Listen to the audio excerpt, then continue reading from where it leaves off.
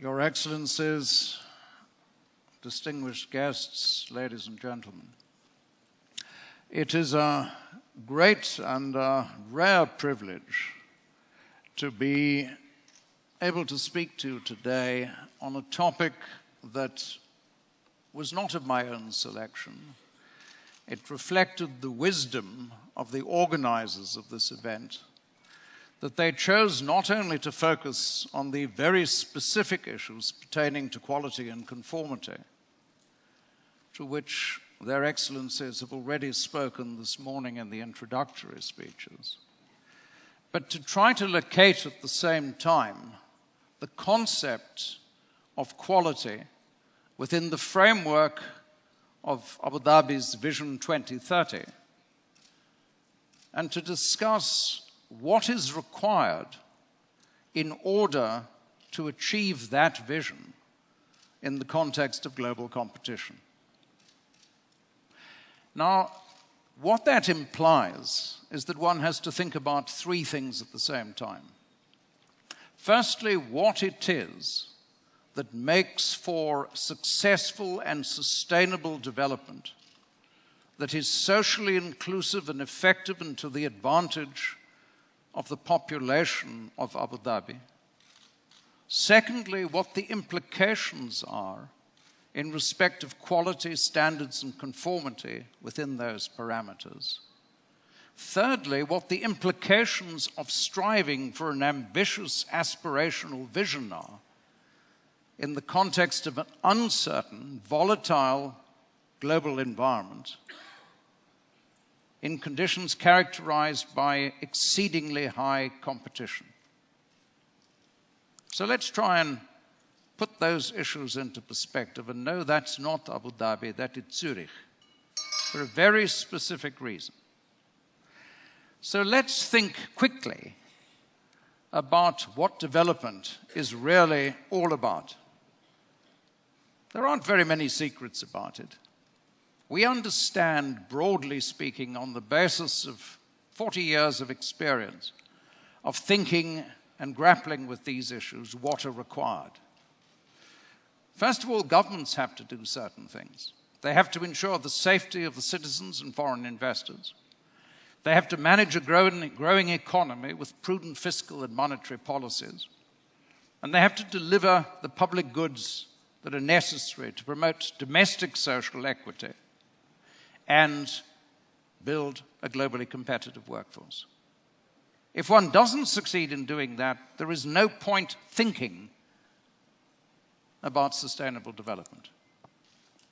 If one unpacks that a little, then it's quite clear that political, macroeconomic, monetary, and corporate governance provide the framework within which one thinks about development. Effective public health care and education and training build the human capital that enables us to achieve it. Efficient economic infrastructures, water, power, transport, and ICT underpin economic growth.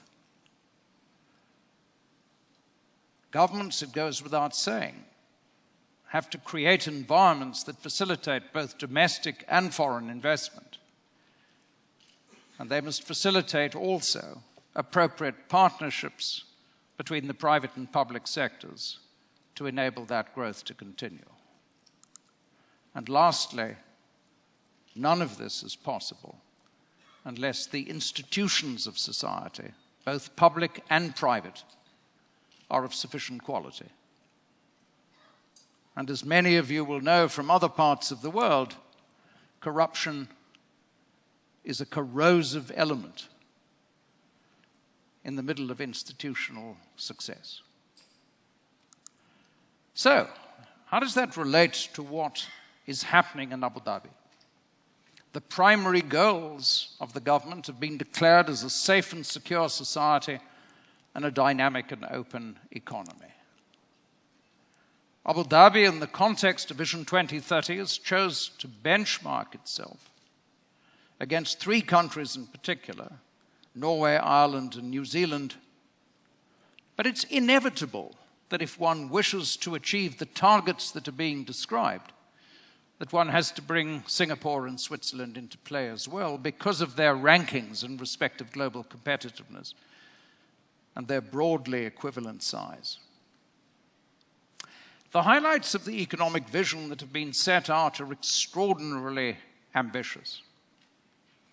It's clear that the vision was devised before the global economic crisis, and one mustn't be mesmerized by the numbers themselves. But 7% growth up to 2015 and 6% sustainable growth from 2016 to 2030 are very ambitious and challenging targets. Economic stability, reduction of unemployment, 5 times growth in aggregate GDP and in national asset formation require extraordinary dedication, discipline, institutional competence, and effective partnerships between the private and public sectors. As the plan recognizes, you can only achieve this if the youth are equipped, both nationals and those brought into the country to supplement the skills base of Abu Dhabi, are capable of operating at the highest possible levels of economic output, and if they're in the public sector, of institutional competence. And regulations and legislation have to be framed in such a way that they serve all of these purposes. That's the nature of the challenge that you confront. The resources that have been identified for this run the gamut from infrastructure and human and financial capital. And this is the platform for growth. In terms of infrastructure, you have to focus on all of the key areas associated with competitive positioning in the global economy. Human capital has to be of outstanding quality. Fiscal policy has to be flexible in the context of economic uncertainty. Monetary policy has to be prudent and thoughtful, and inflation has to be contained. And you've identified a range of key strategic economic sectors in which growth can take place. And as all of the preceding speakers this morning have already indicated, this is only possible if all stakeholders in the public and private sectors contribute in order to achieve heightened productivity and world-class competitiveness. You focused on all the right areas, if you think back to the first 2 slides I offered you. Economic development, social and human resources development, infrastructure development in the context of environmental sustainability, and the optimization of the efficiency of government operations are exactly where one needs to put the focus. And you've spelled out in appropriate detail, without being bogged down by precise parameters, what needs to be done in each one of those 4 areas. You need to move up the value chain in respect of employment opportunities and maximizing the participation of women in the workforce. You need to enhance the business environment in such a way that both domestic and foreign investment is optimized. And you need effectively to even further integrate Abu Dhabi into the global economy by attracting investment and facilitating capital exports. You can't do that unless social and human resources development becomes the primary anchor of the strategy going forward. High-quality education and health services, workforce development, and ethical and safe management of the labor pool are all essential for this purpose. If your infrastructures, both within the city and the towns and throughout the whole of the Emirates and the regions, are not of superior quality by global standards, you cannot succeed. If safety and security in Abu Dhabi itself and in the city is not of the highest standard, you will lose qualified people. And in order to be able to ensure that your infrastructure will be able to handle 5 times growth in GDP and significant domestic capital formation, you need and have a sophisticated infrastructure development plan. All of that on the coordinating level requires the focus that you have developed in respect of the optimization of government operations.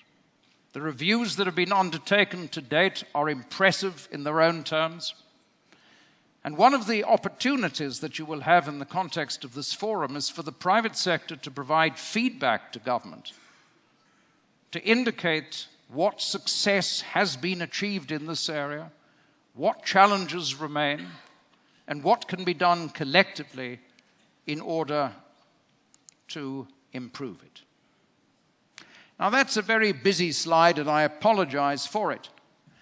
But what I'm seeking to show you in respect of this is that the whole of the plan is a system. It's not a series of isolated elements. It is an organic process, a system that has to work over the entirety of the period up to 2030, if you are in fact going to achieve those goals. There are certain priorities that have been identified, the 4 we've just spoken of, and there are a series of enablers, some of which are simple and practical. They are resource enablers, if you will. Issues like human resource development, infrastructure and services development, and financial capital development. And others are policy and regulatory enablers that go to the business environment, to fiscal policy and monetary policy and labor policy. And all of those have to work in a synchronized way in order to achieve success. No part of that can fail. You can't get 50% right or 60% right or 70% right and reach the targets that you've set for Vision 2030. It has to work systemically. The dynamic and open economy component of the goal is characterized by inputs from all of those marked by blue arrows. Likewise, the safety and security component of the goal is served by those different dimensions. You can't leave out bits and get it right. And when you look at it in an overall framework, I thought it would be helpful to benchmark what you're doing in this area against the way that one organization on a very aggregated level looks at competitiveness on a global scale. So I've taken the World Economic Forum's Global Competitiveness Index, and I've taken the last Global Competitiveness Report for 2013 in order to give you an illustration. Now, so as not to have to work through hundreds of pages of that report, I'm just going to give you some highlights. Firstly, you have to think about it in different ways. Certain economies in the global states are driven by factors. They have high levels of resource, oil and gas, mining, agriculture, whatever it may happen to be. Others move beyond that and leverage factors in highly efficient and effective ways in order to be able to extract higher value. And the economies that perform most successfully on the global stage are what we call innovation-driven economies, where factors and efficiency are givens within the society. And new capability is the process of continuous innovation. Now, there are 9 core competencies, 9 core dimensions of the Global Competitiveness Index, and they're all the obvious ones. Infrastructure and the macroeconomic environment, financial market development, higher education and training, market size, institutions, the efficiency of the goods market economy, the efficiency of the labor market, and health and primary education as an underpinning factor. Those are fairly obvious. Have a look how important institutions are within that particular system. The absence of excellence in institutions is fatally debilitating in respect of competitiveness. And likewise, on this level, if higher education and training is not equipping people for excellence in industry, in services, and in government operations, you cannot aspire realistically to world-class competitiveness. Now, these allow us to think about how that system works. When you analyze the relationships, high-quality institutions, superior higher education and training, and a sound macroeconomic environment are the indispensable drivers of global competitiveness. Somebody doesn't like what I said. Quality infrastructure, effective health and primary education, and efficient markets are the pivots around which the outcomes are achieved. And these interactions allow us to achieve efficiency of markets in both goods and labor. That, however, is what happens in non-innovation-driven economies. In innovation-driven economies, there are two additional dimensions: business sophistication and innovation in research and development. So we move from 9 components to 11 components.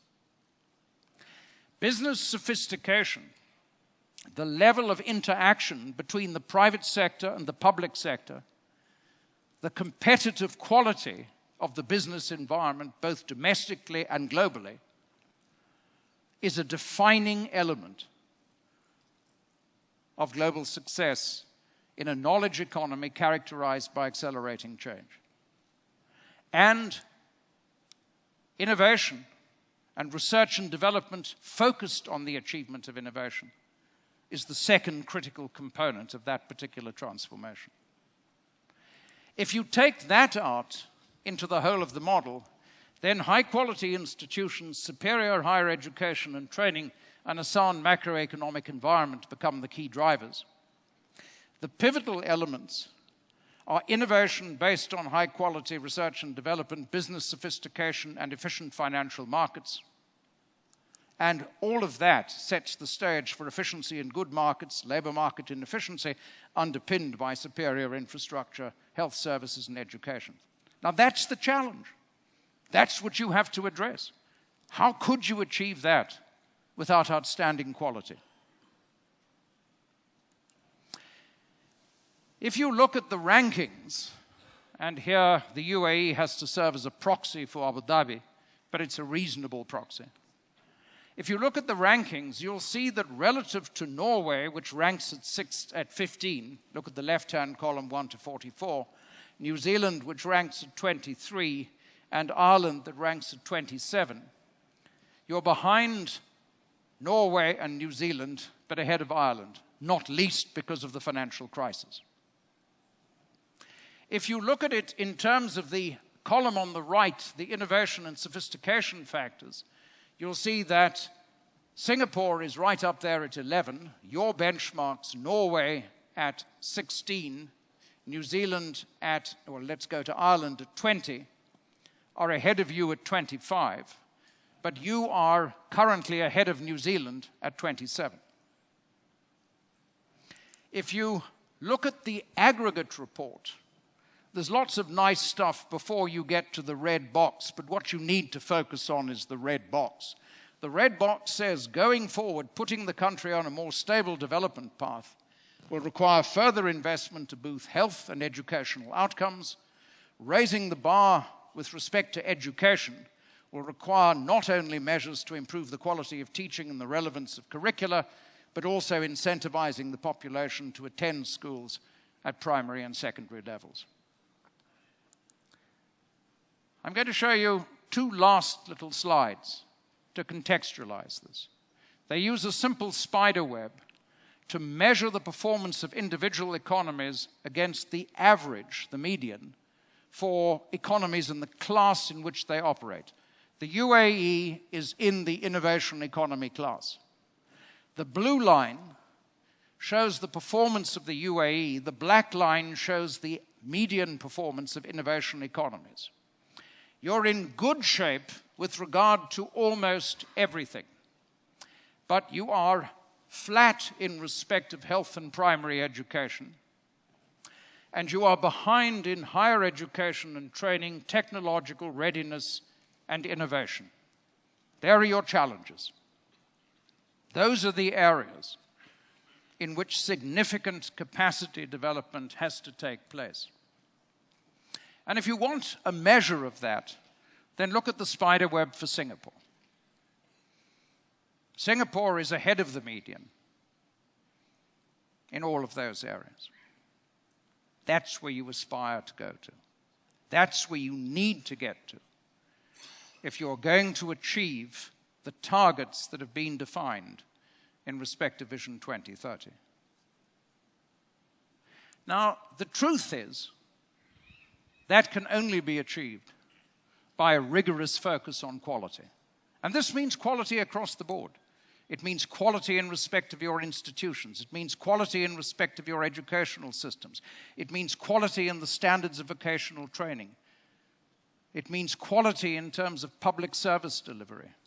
It means quality in respect of value add in exports, in domestic production, and in control in respect of consumer protection. Quality is a measure of excellence. It's a state of freedom from defect, from deficiencies and significant variations, and it can only be brought about by a commitment to standards that achieve uniformity, not for the sake of it, but in order to satisfy customer or user requirements. The ISO definition is the floor. It's not the aspirational standard that you should be seeking to achieve. Excellence in an innovation economy is inconceivable without exceptional and consistently high quality. It doesn't mean you'll never make a mistake, but it is an ethos of commitment to excellence in quality standards. And excellence in a knowledge economy demands top quality ICT infrastructures, strong knowledge clusters, superior knowledge hubs and centers of excellence, and a competitive advantage that can only be achieved by leveraging local knowledge. Never forget the importance of your heritage and your traditions in order to distinguish yourselves on a global scale. Shukran.